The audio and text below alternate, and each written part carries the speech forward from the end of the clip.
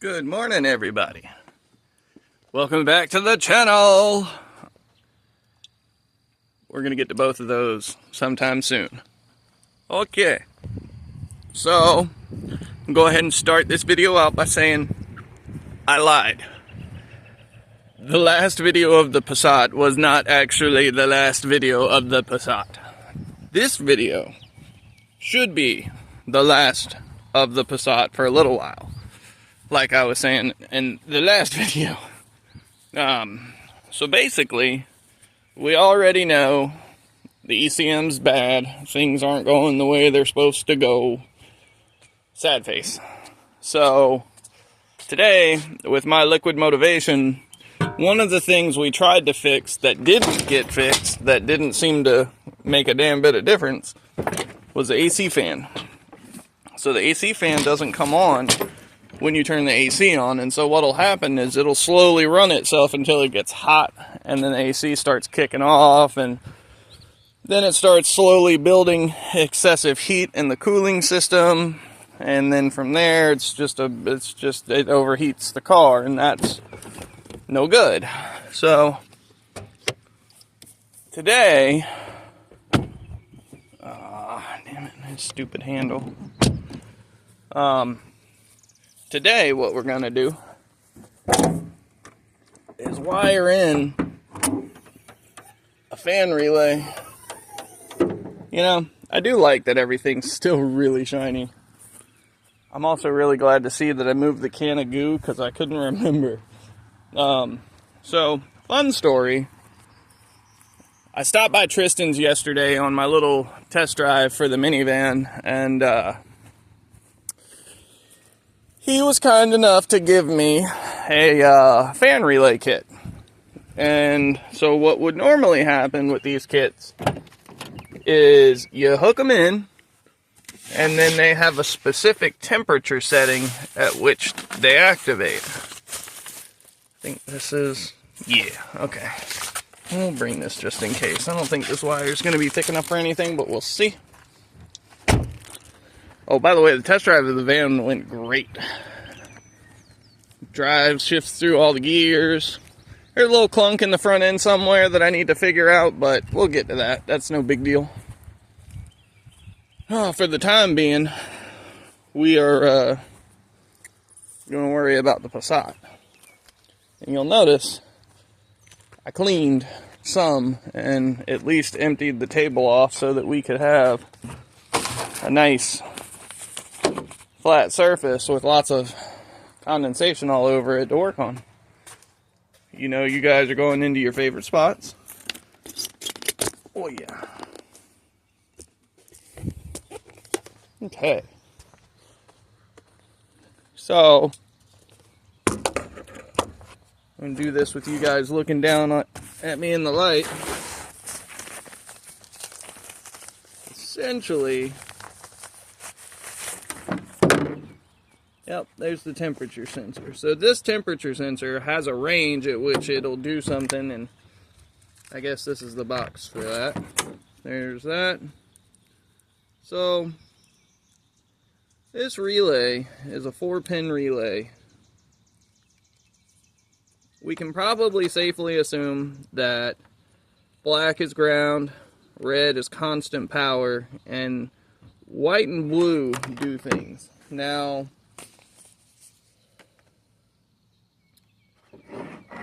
clearly, I'm right about the ground.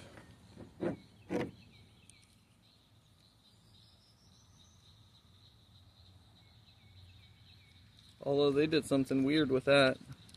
So I guess we'll have to cut the zip tie and find out what's going on.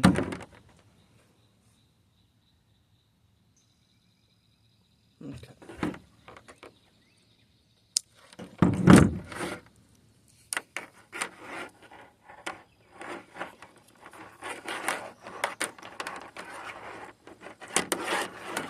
Okay, well, it looks like they did like an intermediate ground for the thing because it still goes to the end of the wire.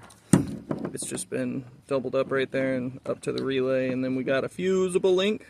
There's no fuse in it. Looks like that's here. 30 amp.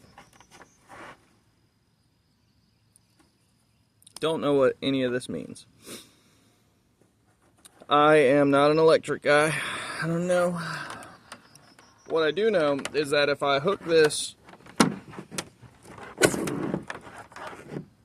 I think if I hook this to the battery, and I hook this to the car,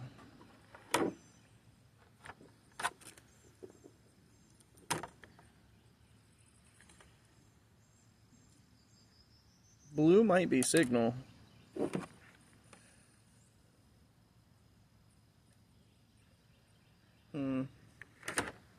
White might be the constant power. It's a shame because I don't think it comes with any kind of directions. I think basically the directions are this right here. So that's fun. And y'all thought we weren't gonna clean today.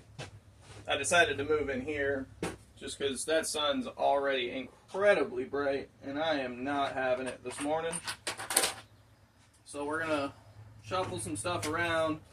First things first, I've got some wire, some like mounting hardware for fog light stuff, some stainless stuff. So I've got some cool hardware that I can put the relay somewhere under the hood for that. This is the harness that came out of that wrecked Passat, the one I wasn't sure if I was going to try and use. It's a good harness, so we're just going to set it over here. Don't want to lose that.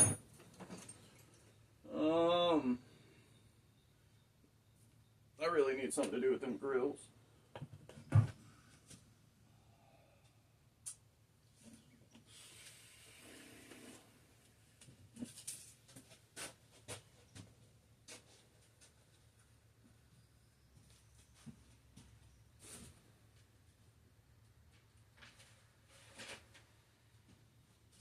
Set them in that chair for now. I guess it'll just be what it is. Check it out, my stack of spacers, yay.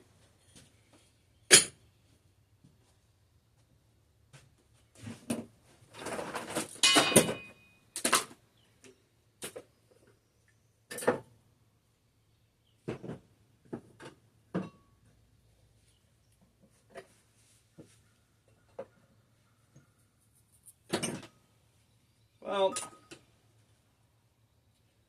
the fun news is there's still a couple of exhaust leaks going on in the van. So I gotta, it's the one where I put that hose clamp. The hose clamp was not enough. So I'm gonna have to get a much stronger clamp and really clamp it down.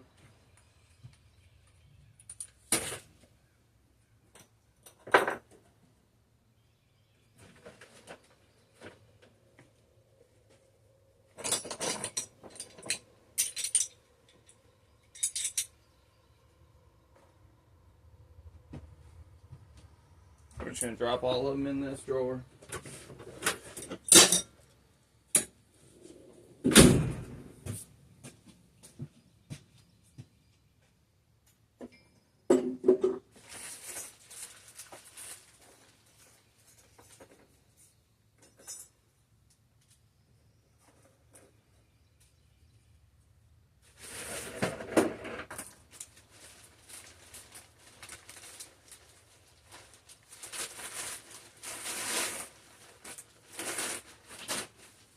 Reason one why I keep Ziploc bags that I come across. It's so that I can keep stuff together, not have to go into the house and steal the supplies from my wife.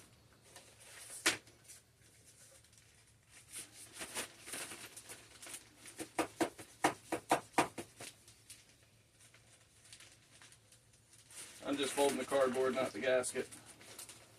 Don't worry, I'm smarter than that.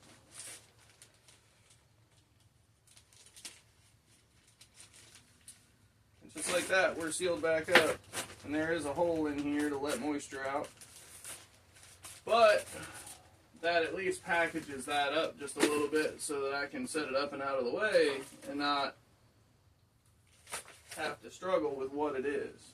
Set that in that bag. So there's a whole thing of washers.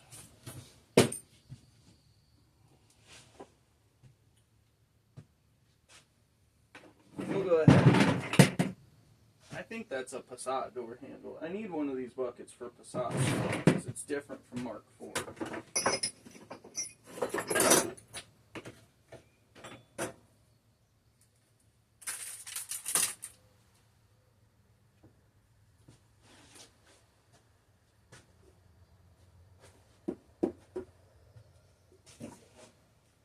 Need to figure out what I did. There it is.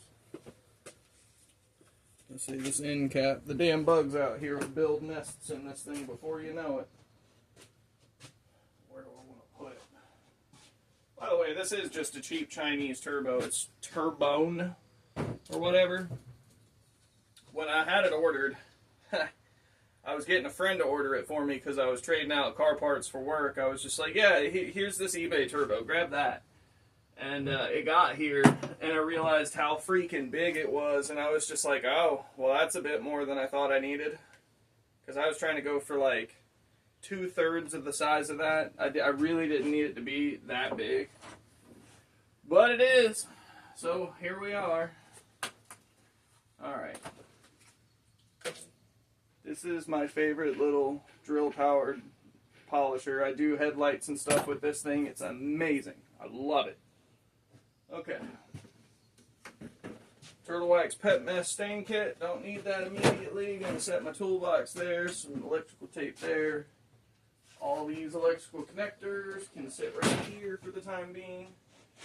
This bucket can go right there. This bucket can go next to it because it's heavy. It's that extension cord. This bucket can stack right there, just like that.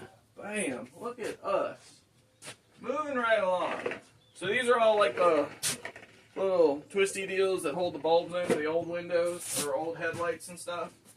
As I come across those, I try to do stuff with them. Beautiful. Love that. Oh yeah, look, more spacers. Wham! Oh, that's so many spacers.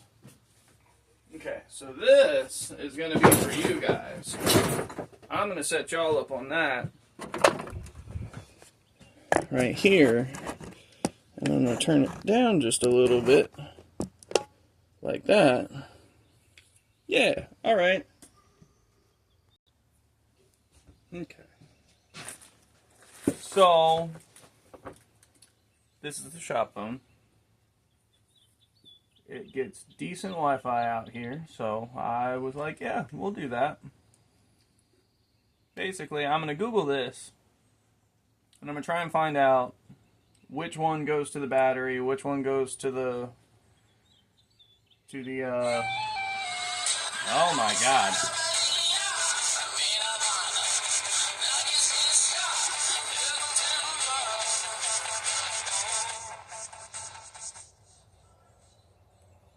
Cool. Alright. J D 2912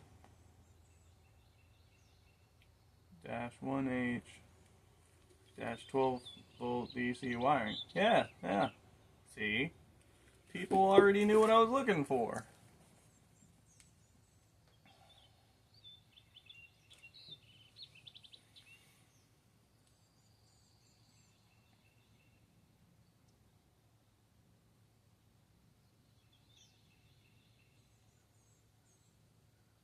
Huh.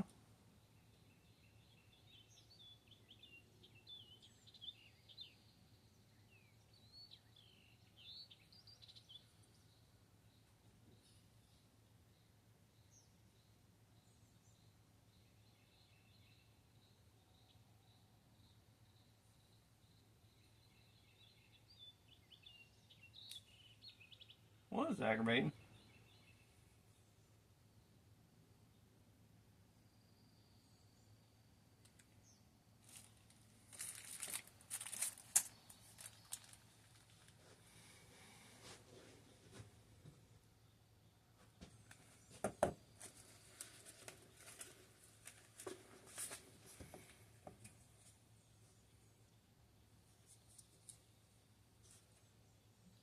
So they're saying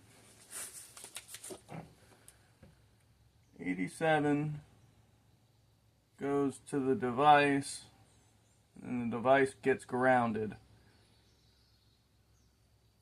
87 is device. So 85 is to positive trigger source, and 30 is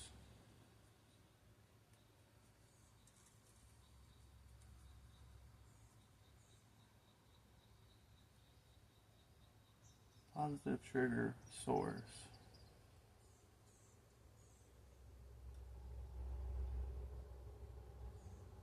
Okay, so it looks like 30 goes to the battery.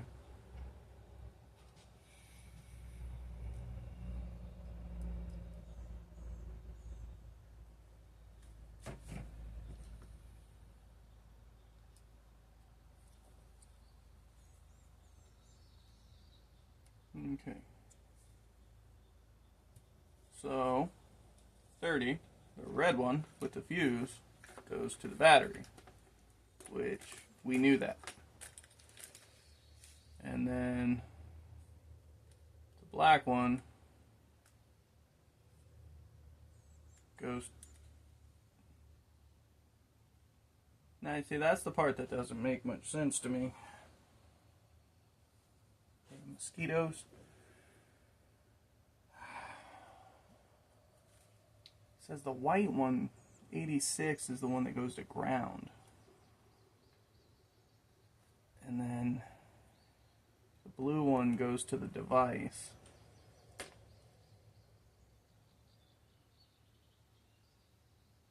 And then the device gets grounded.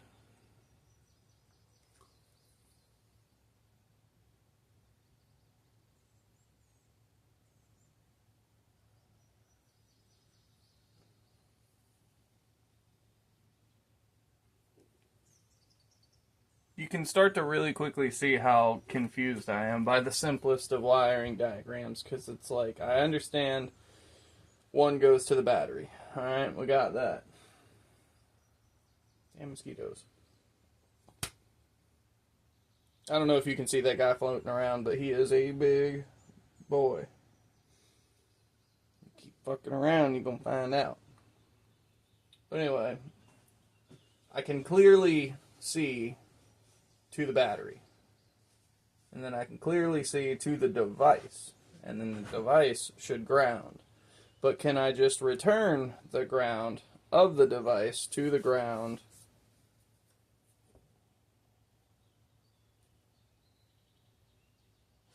I think I got him that time.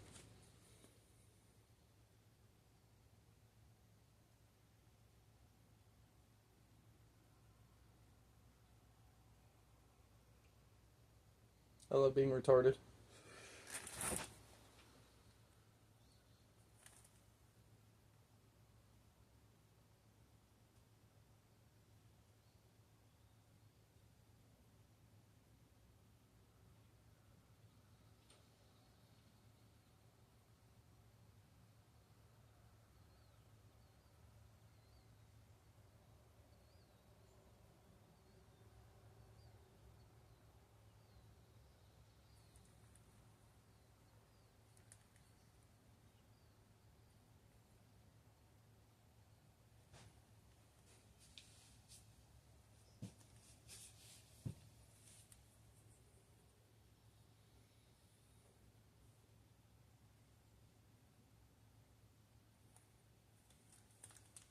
Go back to all, get out of images.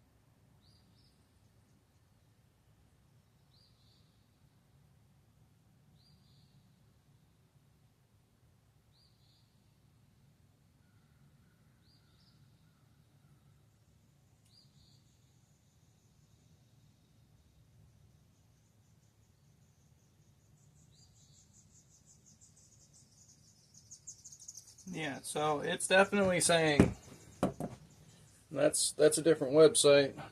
Looked a bit more official. That's definitely saying that the red goes to the battery, which again we knew. That's fine. It says that the white here is actually the ground. The blue should be the power feed to the component. And then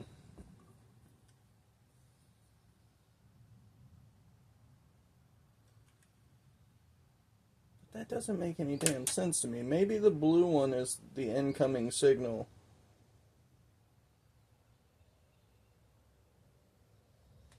That don't make no damn sense to me.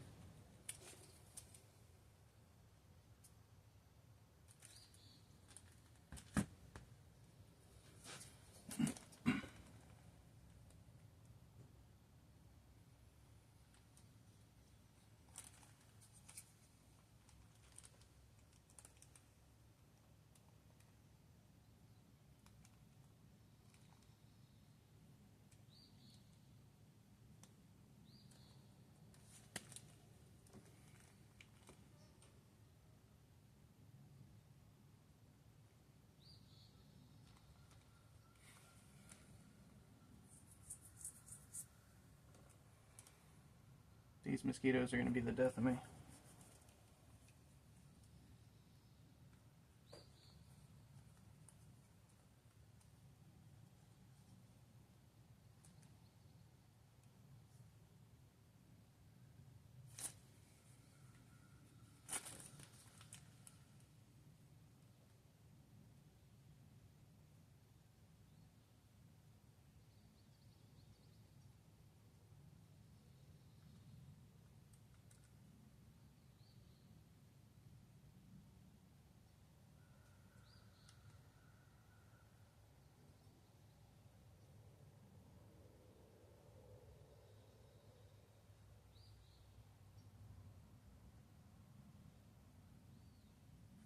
Alright, that's a 5-pin relay. That's not me.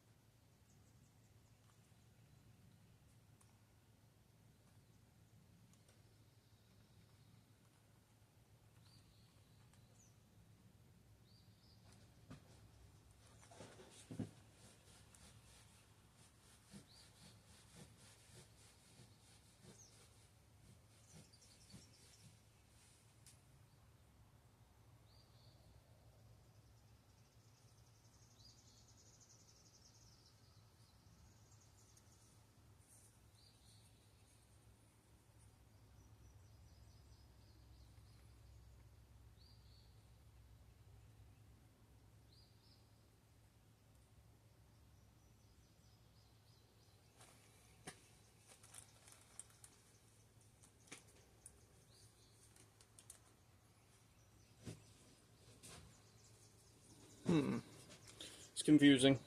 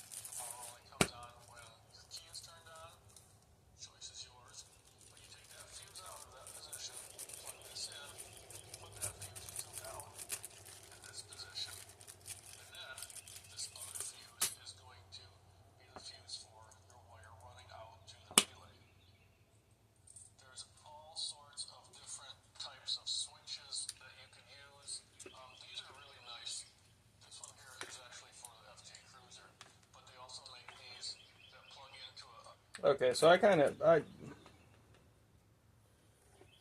think this one goes to the power of the device I'm trying to power.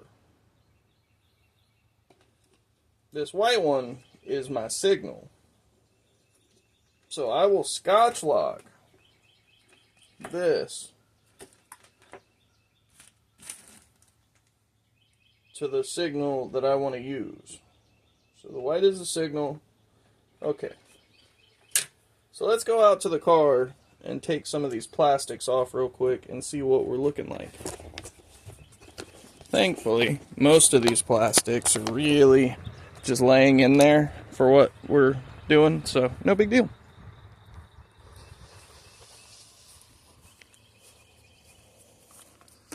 Alright, so pop that up because I'm going to try and hide this under here inside of this. That's the plan. So we're going to take that and sit it there because we don't want it to get messed up and nasty. We're just going to give that a gentle tug and then the whole rain tray comes out. There's supposed to be a weather strip that kind of clips, hooks into there and like does some stuff, but whatever. We're not worried about that. So, putting you down here.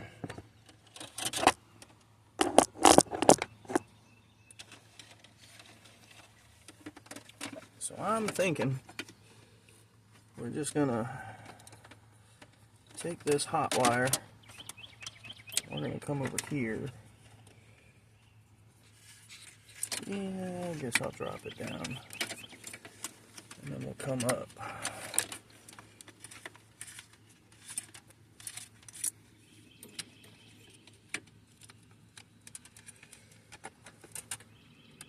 So clearly that's not going to be long enough to get where we need to go. Now what are we doing about this ground wire? So the ground wire, we're going to go ahead and bring that down here too.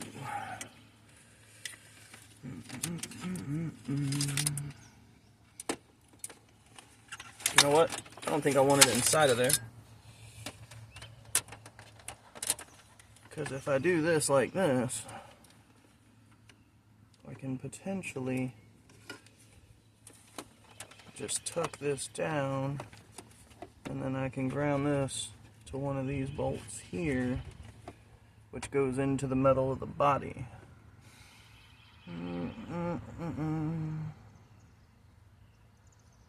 What I'll do is I'll take that out, and then I'll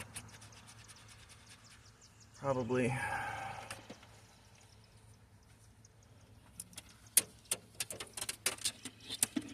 this is one of the downfalls about everything being so far away.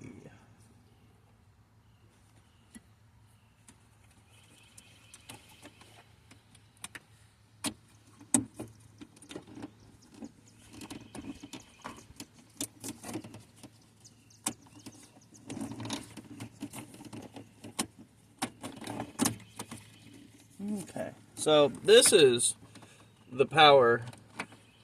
This is actually the AC compressor on off. So I want to use the AC compressor itself coming on to do something with these switches. And I think what I'm going to do is I'm just going to Scotch lock onto the hot with the blue. I'll probably trim this shielding or see if I can, yeah, I'll probably cut it and just leave it. But I'll Scotch lock the white one to the signal here, and then I'll Scotch lock the power.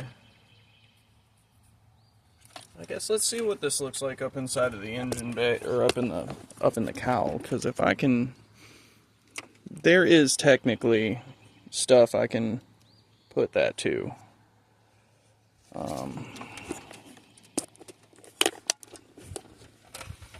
Okay, so this is what we're going to do for now. We're just going to set you right about there. Yep.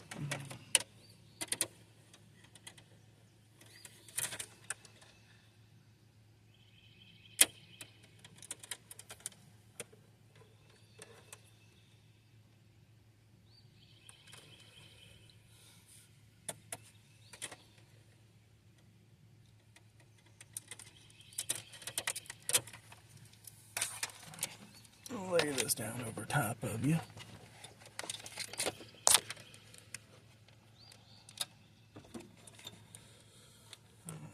So the question becomes, how far can I pull that relay away from the battery?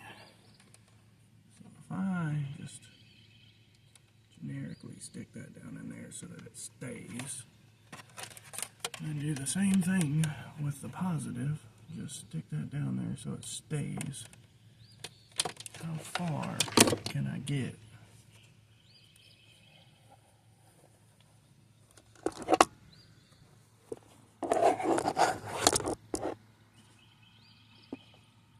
Now that I've spray gooed everything, it's also slick. Sorry for the tilted perspective. Okay, so I should be able to bring these down and around. I don't really like that they're going to be out like that, but there's apparently not much I can do.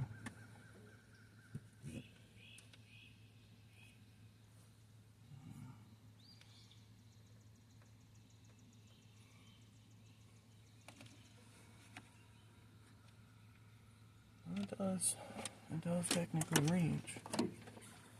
So I can get this to right here.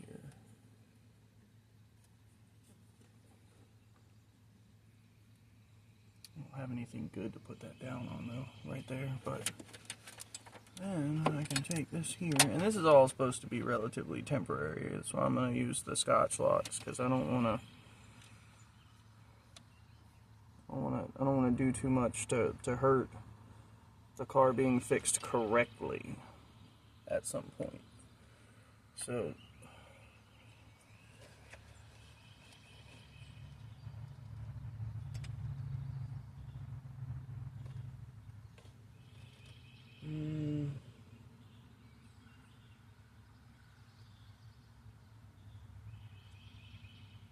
okay, so that's what we're going to do. We're going to go ahead and go get some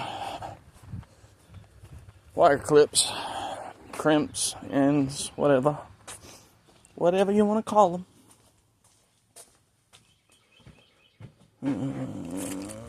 Because they gave us this, we'll use it.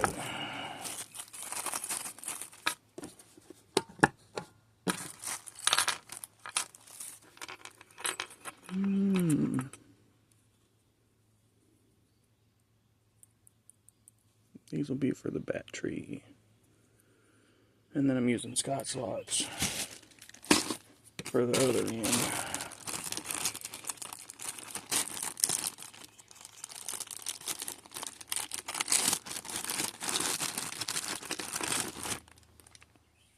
Okay. Now we're going to do a quick little check and make sure I don't have better Scotch locks for this.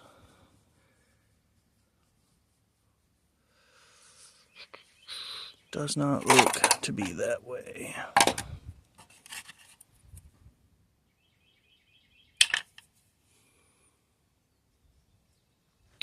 Which is fine. I'm fine with it. It is what it is.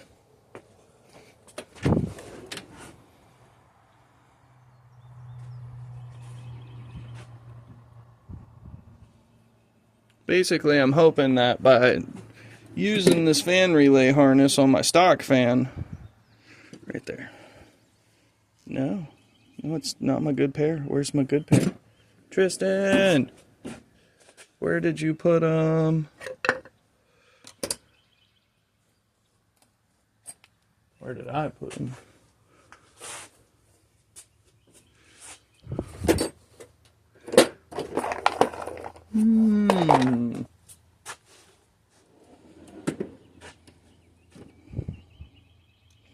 I guess we're just using the shitty ones then.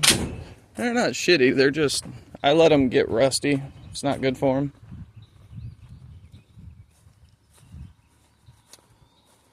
Okie dokie. Well, that's what I got. Okay, so we're just gonna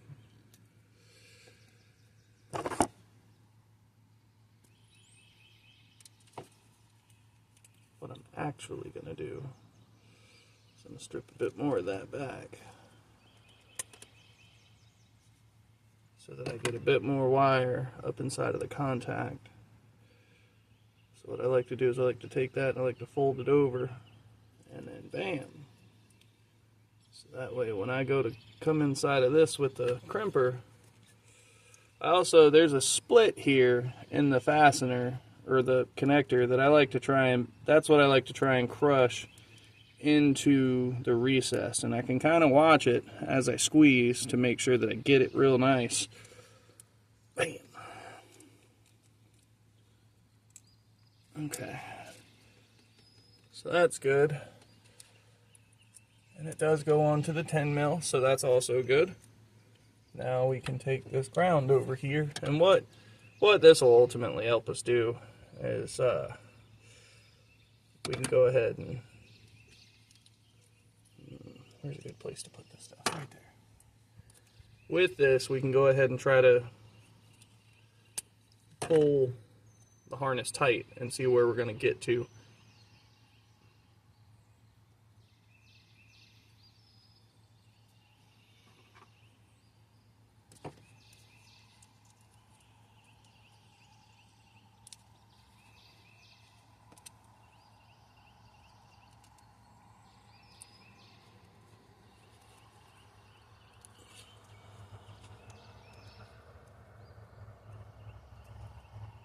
Okay, so that should be good there.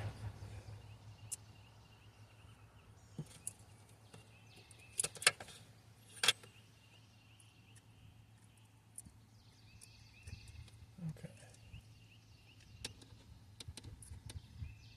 so let's go grab a 10 mil. All right, so I am going to come right off the top of this one.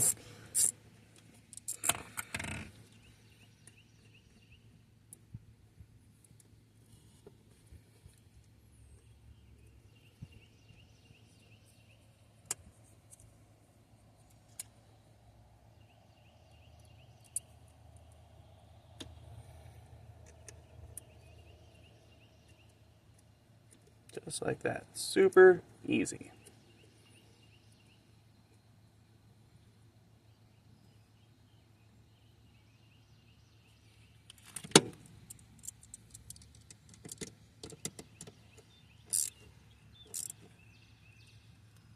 Alright, cool. So there's that one. Now we'll do the ground. So for this one, we're going to want to take the little nut all the way off.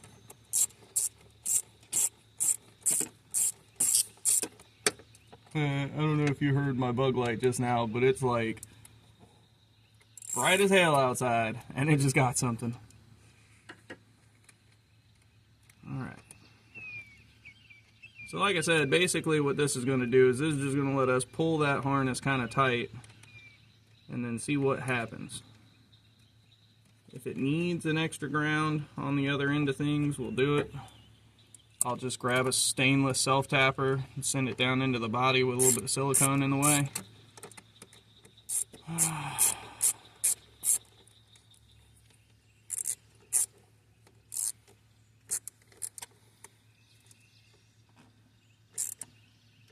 Okay, so we're going to bend that just a little bit so it comes across the battery nice and clean. Although I should have put it underneath of the terminal. Whatever. Alright, so now I should be able to sit you guys here, and then we can kind of set this down wherever we can, wherever we want it to go. Oh. And then that doesn't, okay, well that doesn't quite give us enough to get out from under here with the relay box, but it does get us under the hood pretty good. Alright, so I'm going to take these Scotch locks now. And we haven't heard the relay click the whole time, which is good, because all we've done is just give it power. We haven't tried to activate it. But in the meantime, I'm going to put this back down. because it signifies that we're done under there. And this just kind of goes up inside of this lip up in here. Yep, just like that. And then all you're really going to see are these blue and white wires, which I'm hoping I can just kind of send down here, and I'll just put it along the Bosch stuff. Yep, that hides pretty good. Alright, so blue was supposed to be the signal, or the power. And so I'll route this down and around, just like that. We're going to fold that. Alright, so the inside of the Scotch lock is the one that holds the wire that dead ends. It's got the little plastic stuff in the back. And I want to work this all the way in there till it bottoms out. Mine stopped at the little metal piece because it's in the way.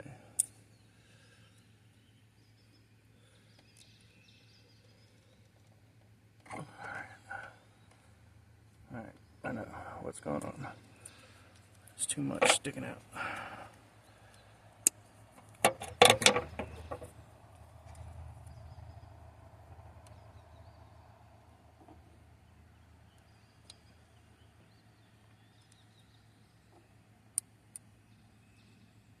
Okay, sometimes you have to spread them open to get them where you want them. Alright, so the idea for this one is I really want to protect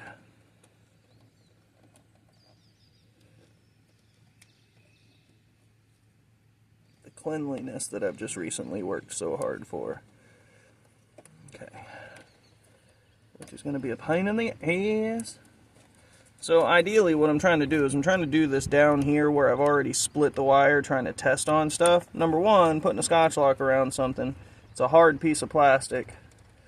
But number two, doing it like this will allow me to push this back down and use me doing it this way as a clamp, so to speak.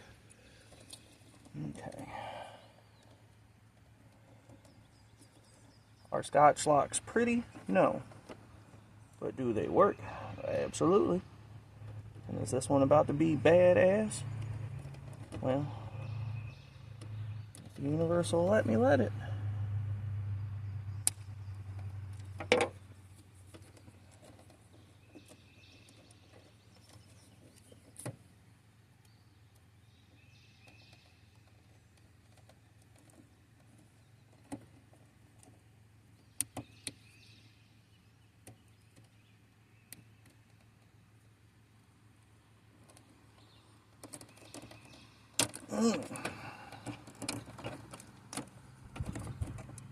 Alright, I gotta go grab a stronger tool.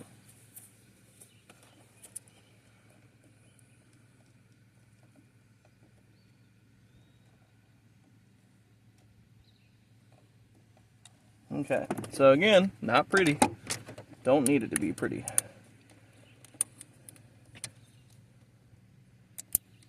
Alright, so there's that. And then here, I believe the white one, we're going to do the same thing. Pull a little Scotch lock.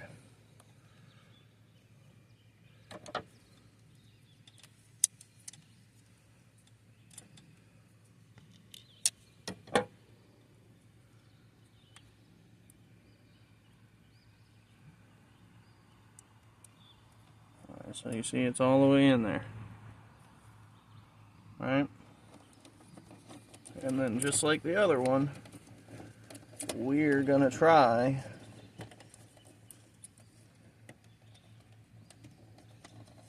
you know what, that's not gonna work. We're gonna have to go to this outside.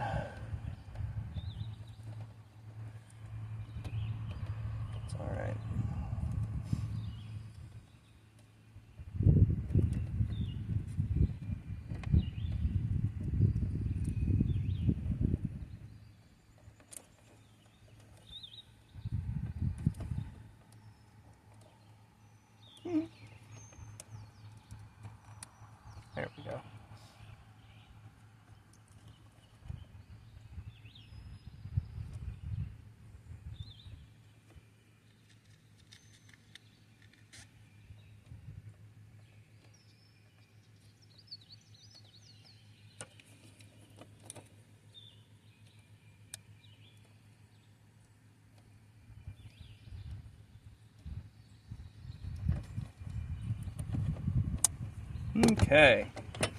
So while it's all loose, oh, here's hoping I don't burn my car down. Because I ain't no mathematician, I ain't no electrician, and... Okay, so the ignition is on. Now, we already had power to it because we went straight to the battery. Battery doesn't turn off when you do things.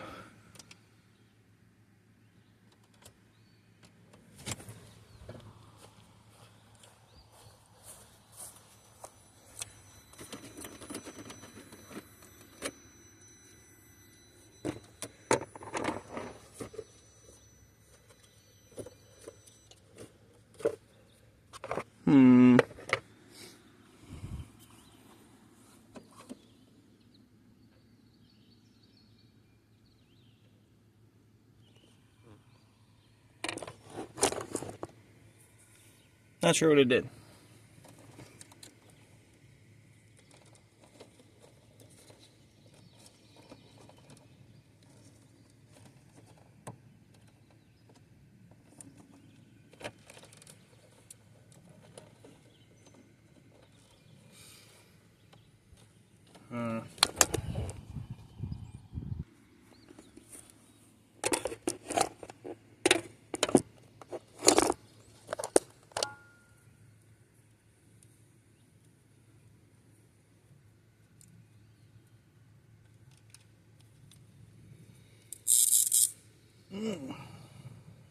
Got him something juicy that time. Alright, so I'm going to hook into this here ground wire. I know this ain't the right tool for the job, I know. But if it finds me a ground and that somehow makes this work,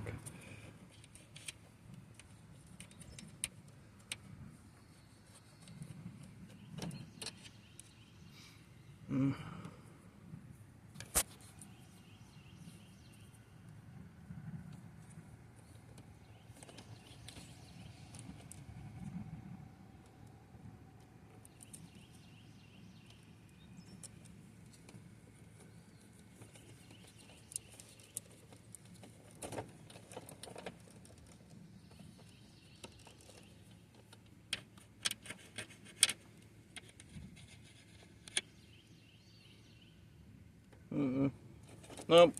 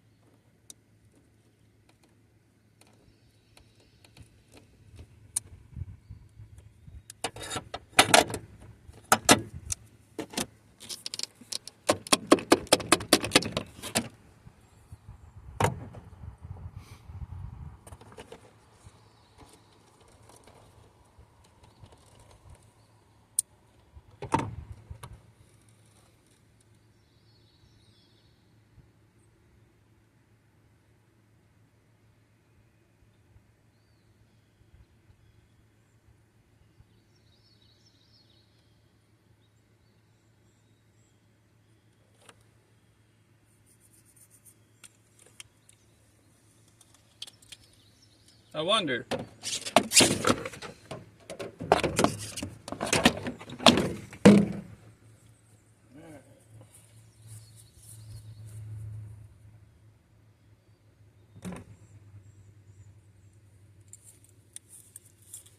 So I wonder if I take the ground off the battery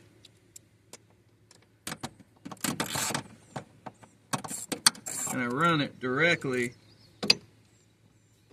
to the ground of the fan, will that do something different?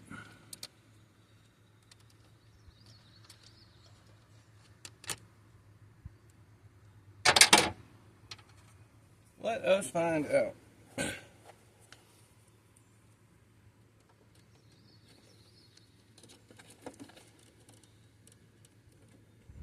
No. No, that doesn't. Did I get the wires backwards then? Like, did I misinterpret what the freaking internet said? Probably. Tools.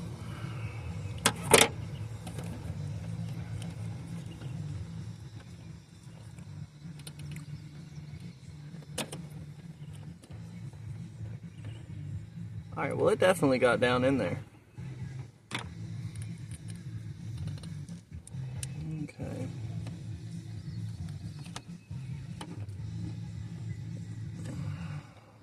Alrighty. That's one.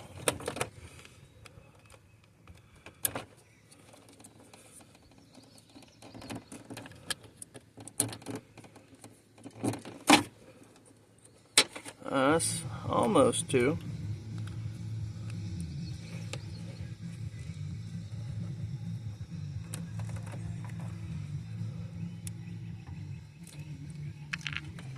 Okay, so what we're going to do, I'm going to trim these back. So we tried the white as the signal, and that didn't work. So we're going to try the blue as the signal. We are going to wrap it.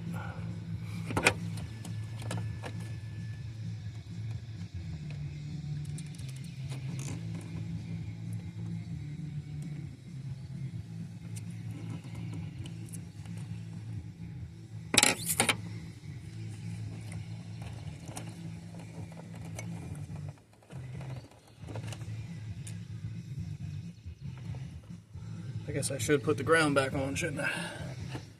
That way if things do things, we'll know.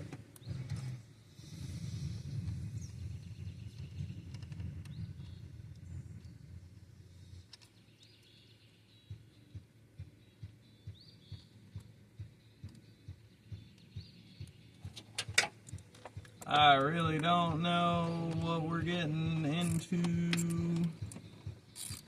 I swear it's absolutely ridiculous. I'm so damn tired of this not being an easy thing.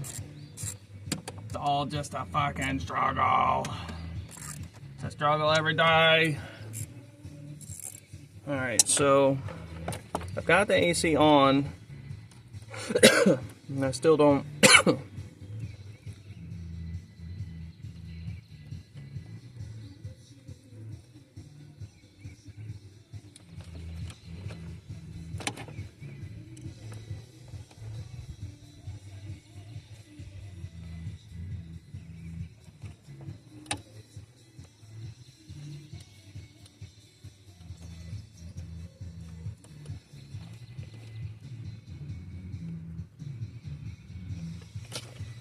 Hang on.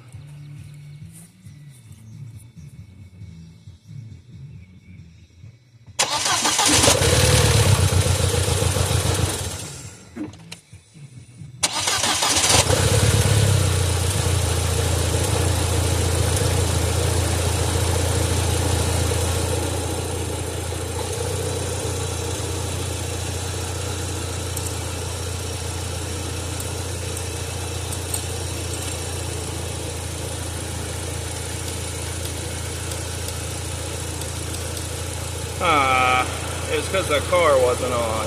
You kidding me? Alright, let's see what this does.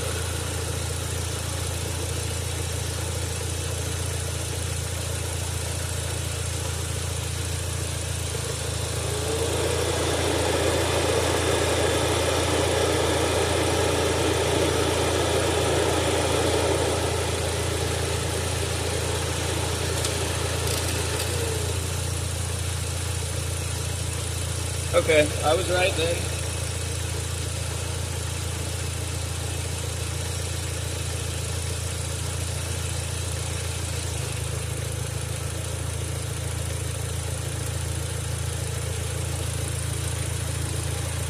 Yep, now the AC is off, it stops working.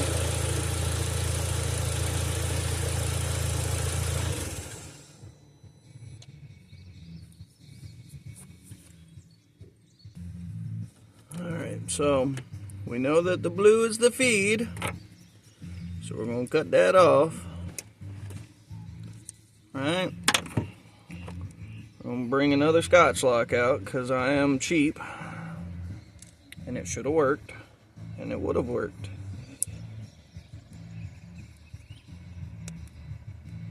Okay, so that's all the way in. Like I said, we're going to try and do this in a way where it comes up like under so that we can still pop this down. Okay.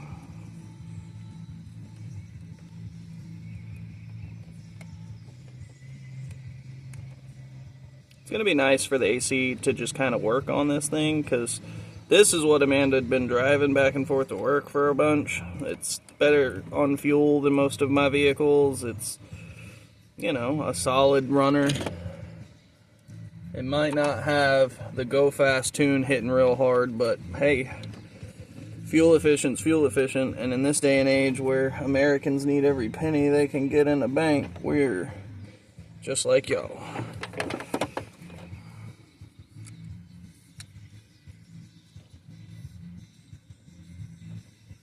Alright, so we slide that out of the way. Give her a good squeeze. Okay.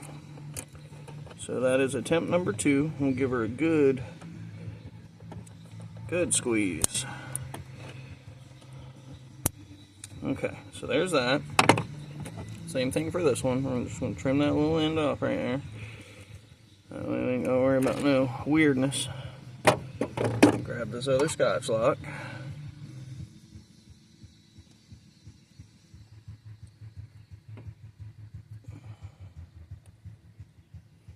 Okay, that one's in. Alright, same thing. Try and do this down low.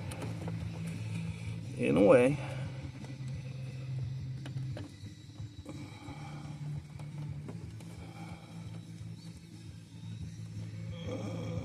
Get in there. Yeah, buddy.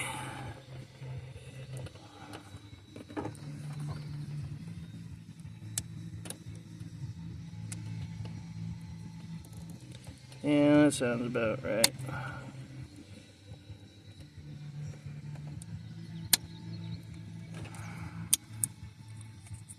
Par for the course, right, folks?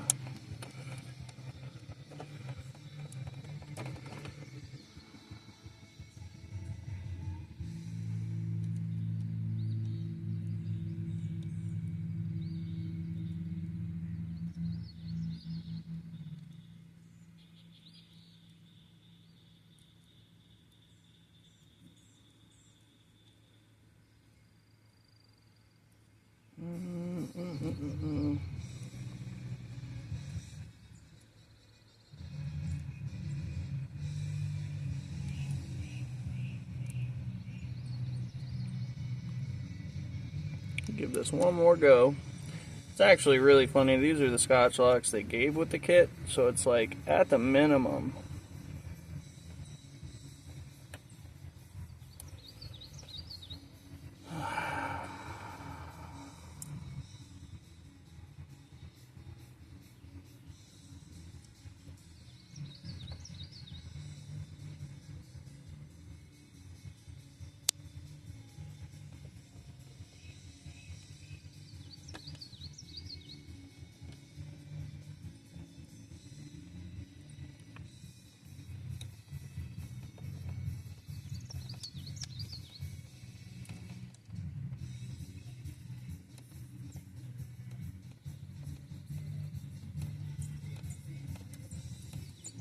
Okay. Now we'll go ahead and give her a quick little test. That way we can confirm what we're trying to do. So we're going to start this car back up. Ugh.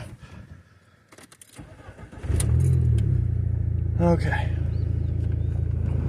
Fans on.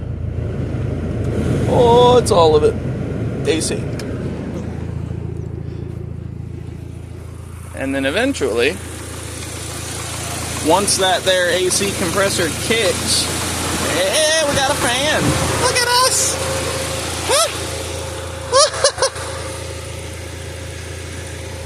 I know it's always so good seeing my hand in the bottom of the screen, but folks, you don't understand how awesome that makes me feel. So we can put all this back up now, because I did tighten that. Like, that's going to sit for a few minutes and hopefully get really nice and cold, and we're going to take it for a spin, and we're going to run up the road and come back, and we're going to try our best to give it a good run and see if it overheats or not, because if it doesn't overheat, then I can officially start working on trying to get the control arm stuff going for this, and that's like the real end of like reliability slash any kind of like concern or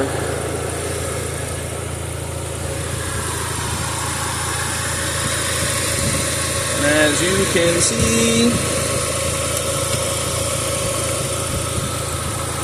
he's a pain in the butt.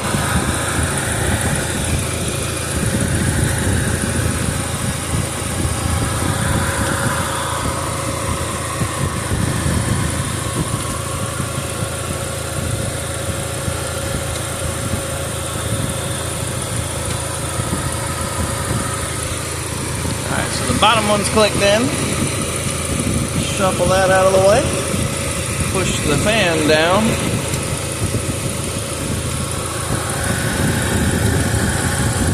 Alright, now that's clicked in. And then push this one back in place. And that's kinda sorta alright. Let me take this guy here.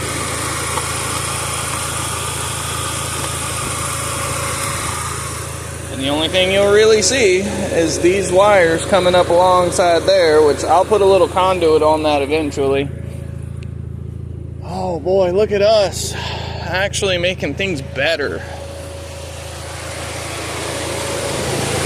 A small victory because, you know, driving a vehicle in the summertime with no AC is not fun. And all this work I'm doing to try and like mitigate the wasted heat that sticks around under here, getting the air box all tightened down, getting all this stuff worked up. So good. All right, so we'll go ahead and, by the way, I don't know if y'all noticed, it wasn't like knocking today. That lifter tapping is like its own thing. It does what it wants to do. Sometimes it comes, sometimes it goes, sometimes it doesn't do it the entire time we're driving. Like, never know. But on that lovely bombshell, because my car is just incredibly dismal to drive. I mean, it's bad. It's not a fun car to drive. It's so slow. It's so boring. It's just... The point of this video was if you have a Passat and you're having these issues where your auxiliary fan's not coming on and your AC's overheating your car, go to Amazon, buy a cheap Amazon kit. As long as this doesn't melt down under the hood, I will leave that fix in there as long as it takes until I can actually take the time to run down the real problem. And the thing is, that feed wire for the power, it should be coming out of that relay. 40 amps should be plenty to power that fan. I think it's a 30 amp fan normally. But it'll pop the fuse and it'll do other things hopefully before it actually starts to melt the wiring. But guys, let's go sit in it for a second. Where's my motivation? Here's my motivation. Let's go. And you notice it didn't take too long either. I'm gonna go ahead and take this too because I think I'm done outside for the day.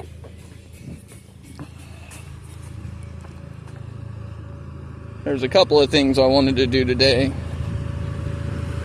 I might start working on some cleanup stuff.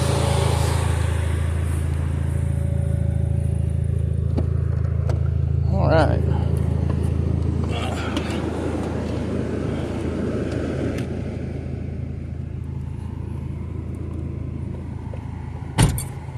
Whew. Look at that.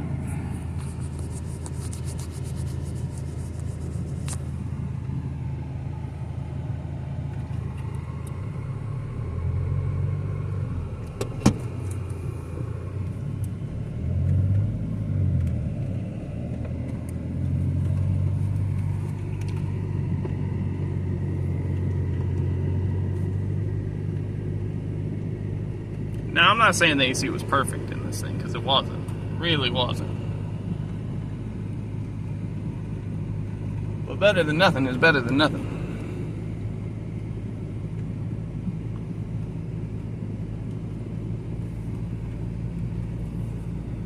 I think it's a little low on Freon. I have another can I can try to go do something with.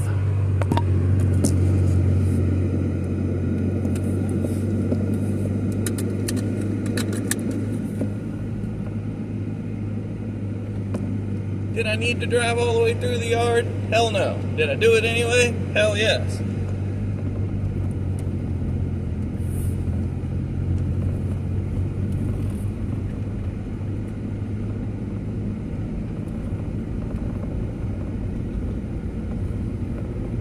Like I said, it's a hell of a nice thing to have my car back. I mean, once I give it the clear and let Amanda start driving it again, she'll start driving it until I get the Beetle and or her Passat fixed, which, like I said at the beginning of this video, that Sentra is actually going to be the next up on the list. I know I've said it before. It's my friend Will. It's his girlfriend, Natalia, I think is her name. I want to say Natalie, just because every time I've seen him use her name, it's been through text message, and I read Natalie first, and then I notice that there's an A on the end of it. So Natalia, I'm really sorry, but I'm going to get to the Sentra tomorrow. It's going to be a really nice, beautiful morning. I'm going to get out there bright and early, and we're going to diagnose her Sentra and find out really just anything that it may need. There was a few concerns that she had. There's some parts in the trunk that she wants swapped out, and that's not going to be too big a deal. We'll probably knock most of that out in a couple of hours.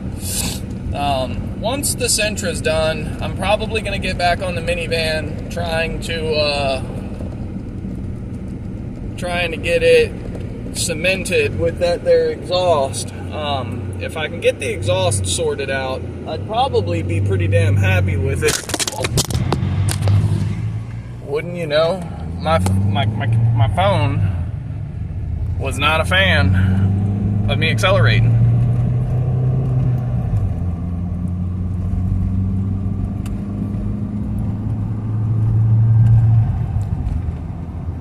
Now, the AC running while she was driving without the AC fan is what made it overheat.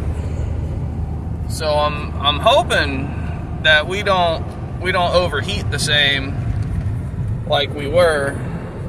All right, everybody, bear with me. I know.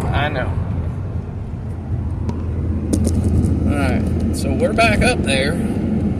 Although this time I think I'll tilt it just a little bit.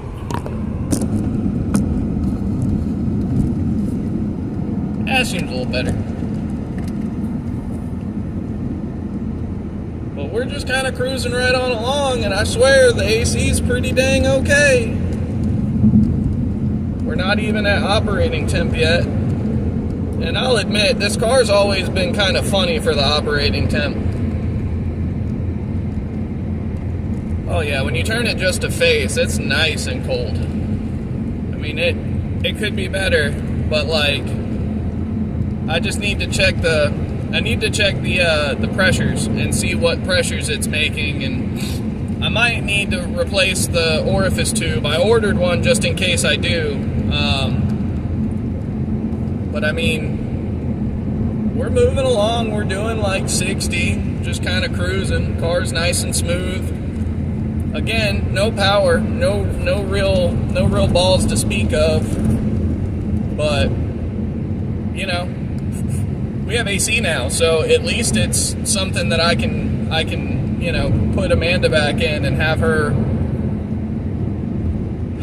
doing better than nothing, because, you know, Amanda's my pride and joy in this world, and if I've ever done anything right, as much shit as I give her on the average day, I did right by picking her to be my wife, by falling in love with her, because, man, I don't know where I would have been dealing with all this cancer stuff without her. Like, she's handled paperwork for me. She's handled, you know, complex questions that may not be something I'm particularly keen on asking.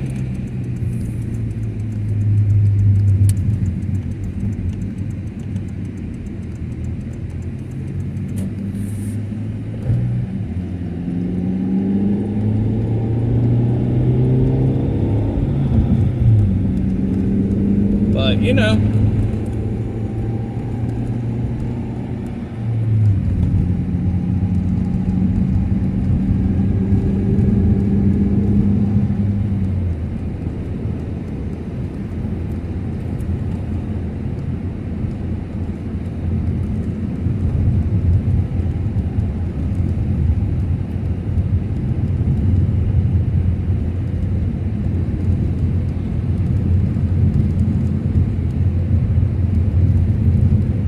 Is a pretty nice riding car. Like, all things considered, this thing's pretty damn smooth. I know a lot of people don't really like lowering their cars because they don't like how stiff the suspension ends up getting on them, but I'll be honest, man, this thing's, it's a station wagon, so it's got a little bit more rump to it than your average vehicle, so it actually handles being lowered really well.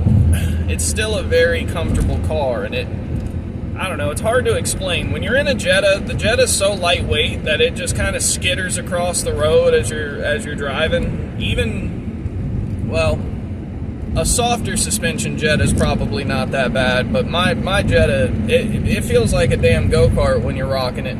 It feels like you are on the brink of, you know, just kind of hanging a left for some random reason that outside of your decision or control.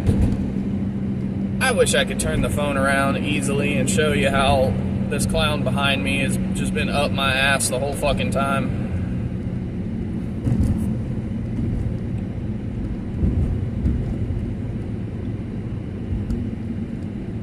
I hate people that follow too close. It's always been one of my pet peeves. Like, I'll get close to someone if I'm like making a pass, but that's only if I need the run-up room behind them to get the speed up to go around them. Once you go to commit to getting around someone, you need to boogie. You know, I hate when someone goes out to pass someone and they're only going 5 miles an hour faster than the car they're passing. It's like watching a damn tortoise race a snail. It's like the most ridiculous shit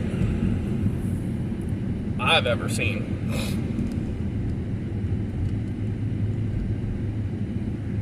I'm gonna make this left, and I'm just gonna skip the signal because it don't work in the back on the left side.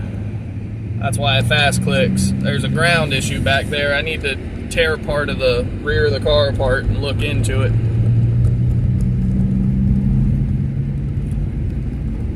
There's a lot of little things about this car that absolutely aggravate the mess out of me. But all in all, you know, the only thing it's really not doing is going fast. Now that the AC is band-aided, and I really do hope it holds up. Like, I assume it'll pop the fuse if it's unhappy, I guess. I hope. And that's the reason the fuse is in there, right? So I guess if we pull up to the house... Oh, hello. Thank you much. Appreciate you staying in your own lane. Excuse me. Excuse me for existing. I'm so sorry. So very sorry that my parents did the dirty and I came along 9 months later. I swears, if I could get them to take it back, I would. But unfortunately, one of them's dead, so the space-time continuum is all fucked up. God forbid I just want to stay in my lane and you stay in yours. Oh, man. Anyway, guys, I think, all in all, the Passat, it has the potential, and I really have the desire to see this car work the way I want it to work. Like, I want all the dash lights off, the airbag light problems, the ABS problem, all the different check engine lights. I want to fix all of it. I would really enjoy and appreciate having this car work the way it's supposed to work, and it being safe and cool. I'm not bothered by the fact that it has 225,000 miles on it. I'm really not.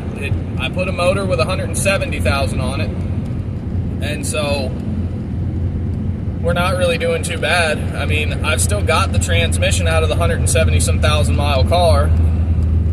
So if anything happens to this transmission, I can handle that. Like, it's really not that serious.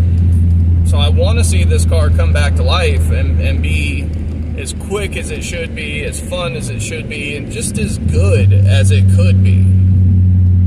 You know,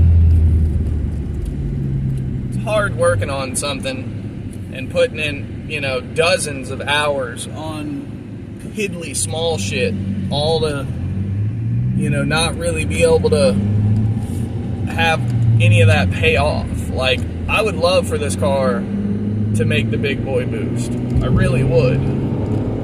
But that's us full throttle in second. You know, we're just barely getting up to normal speed. So, I don't know. It is what it is. I'll tell you what though, the AC working in here is probably the only reason that I'm not, like, trying to burn the damn car down. Because something working is better than nothing, right? I know I've said that 1,000 times this video, something's more than nothing, but like, it really is, and that's what I'm trying to focus on, because I do get discouraged. I'm just like everybody else, you know. You start putting in a lot of time and a lot of effort into something. You ain't really got to spend a lot of money on something. You got to spend a lot of time on something, and then you start to, you know, get beat down over it. And I get so tired of feeling beat down over all this stuff. You know, I just want the car to be a car. I want it to have a you know, semi-fast, quick, you know, little motor in it. I want to be able to roll up and do some burnouts and then drive home. You know, I want to be able to go grocery get and, like, go drop the kids off at the school and, like, piss all the parents off with their, you know, 300 horsepower V6 Honda Odyssey minivans. Like, that's what I want. I want a badass little daily sleeper thing that doesn't assume very much, but just works. And I guess we'll get there one day. It just won't be today.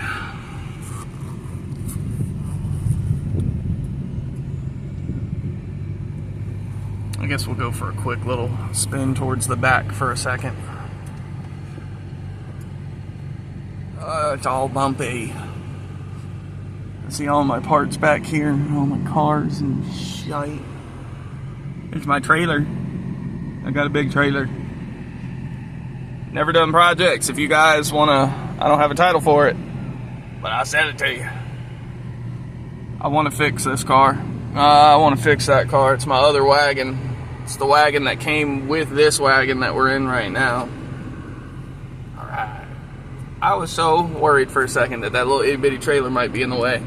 I need to get that thing titled so I can pull it behind this Passat. I do actually have a hitch receiver behind this car, and a tiny little itty bitty scrap trailer would be the deal for picking up small bullshit and dropping it off at the local recycling yard. Oh yeah, I just wanted to stop in the shade for a second. Just enjoy what we got going on.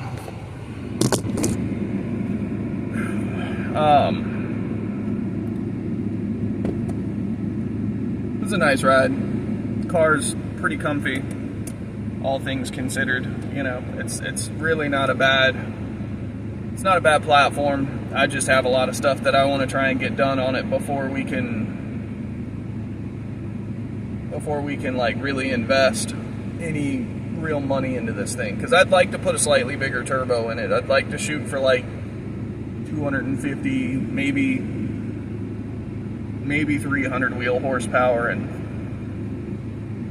with a bigger turbo and a set of injectors and a good tune, that's not actually unheard of out of these motors. It's kind of like any other car. You can turn it up with the stock turbo, but the stock turbo ends up as a choke point. What's cool about these things is when you go with the bigger turbos and it takes a little bit of time for that turbo to spool, that little bit of extra lag actually helps this motor, this platform. It like cushions the blow of the torque, and once you get past a certain threshold of turbo size, yes, it won't matter. Lag is lag, and you're just blowing, you know, hundreds of horsepower through the drive line, so it's going to have its problems. But for the limit that I'm going to, for the threshold that I'm shooting for, it should actually be a really good number, and it shouldn't be so much that the car starts to struggle with traction. That's the big thing for me, is I want the car to be able to be drivable. I want to be able to floor it in first or second and really not spin too much, or not have to fight to keep from spinning too much.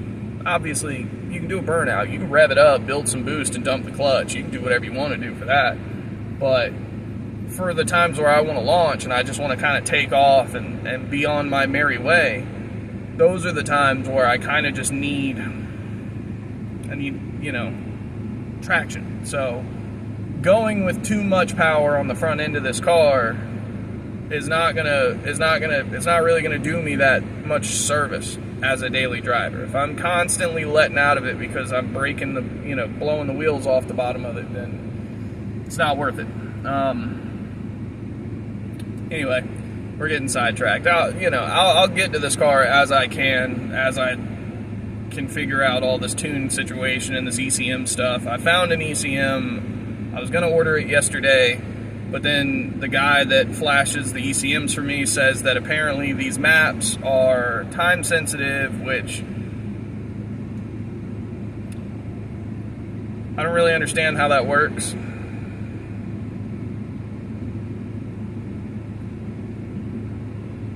I don't really understand how that works. I don't understand how a file that you paid money for expires.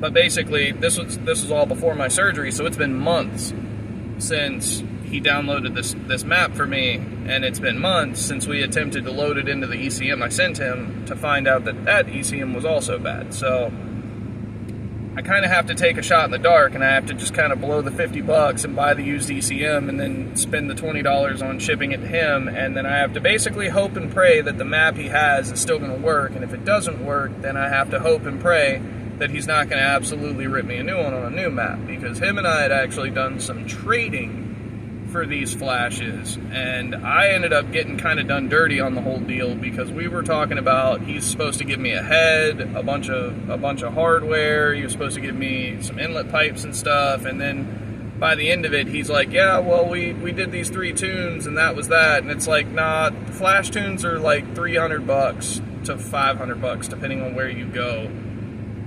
We had agreed on a number of around $1,200 for the car, so I should have 4 flash maps potentially. Not considering these aren't like APR tunes, they're not high quality, high end tunes, or at least not that I'm aware of. And every time I try to ask the guy questions, he's either so busy that he doesn't answer them, or he's so short with his answers that I don't really get what I'm looking for out of him, and he just...